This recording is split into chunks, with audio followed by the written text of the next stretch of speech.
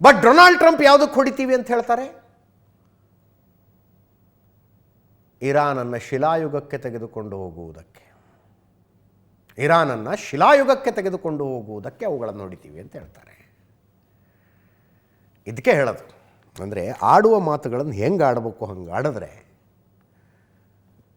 Controversy ಕಡಿಮೆ ಇರ್ತವೆ. ಬಿಡಿ ಹೋಗ್ಲತ್ಲಾಗೆ, ನಾವು ಕಲಿಸೋದು ಅವ್ರಿಗೆ, ಏನು ನಮ್ಮ ಮಾತು ಕೇಳ್ಕೊಂಡು ಅವ್ರು ಮಾತಾಡೋದನ್ನು ತಿದ್ಕೋತಾರೆ.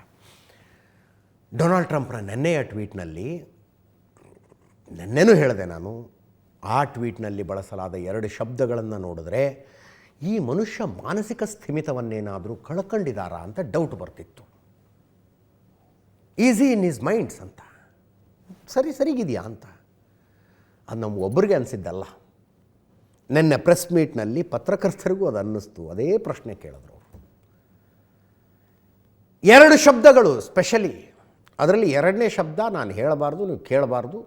ನಿಮ್ಗೆಲ್ರಿಗೂ ಇಂಟರ್ನೆಟ್ ಆಕ್ಸೆಸ್ ಇರುತ್ತೆ, ನೋಡ್ಕೊಳ್ಳಿ, ಅದನ್ನ ಹುಡುಕೊಳ್ಳಿ ಏನು ಶಬ್ದ ಅಂತ. ಒಂದು ಶಬ್ದ ಕ್ಷಮೆ ಕೋರಿ ನಾನು ಹೇಳ್ತೀನಿ ಅದನ್ನು, ಕ್ರೇಜಿ ಬಾಸ್ಟರ್ಡ್ಸ್ ಅಂತೆ. ಐ ಆಮ್ ಸಾರಿ, ಅಮೇರಿಕದ ಅಧ್ಯಕ್ಷರು ಬಳಸಿರುವ ಕಾರಣಕ್ಕಾಗಿ ನಿಮ್ಮ ಮುಂದೆ ನಾನು ನನ್ನ ಬಾಯಲ್ಲಿ ಅದನ್ನು ಹೇಳಬೇಕಾಗಿ ಬಂದಿದೆ. Crazy bastards. ನೆನ್ನೆ ಪತ್ರಕರ್ತರು ಪ್ರಶ್ನೆ ಕೇಳ್ತಾರೆ, ನೀವು ಹಿಂಗೊಂದು ಶಬ್ದ ಬಳಸಿದ್ದೀರಿ, ಅದನ್ನು ನೋಡಿ ನಿಮ್ಮ ಮನಸ್ಥಿತಿ ಸರಿ ಇದೆಯೋ ಇಲ್ವೋ, ಅಂದರೆ ತಲೆಗೆಲೆ ಕೆಟ್ಟಿದೆಯಾ ಅಂತ ಕೇಳೋದನ್ನು ಸ್ವಲ್ಪ ಡಿಪ್ಲೊಮ್ಯಾಟಿಕ್ಕಾಗಿ ಕೇಳ್ತಾರೆ.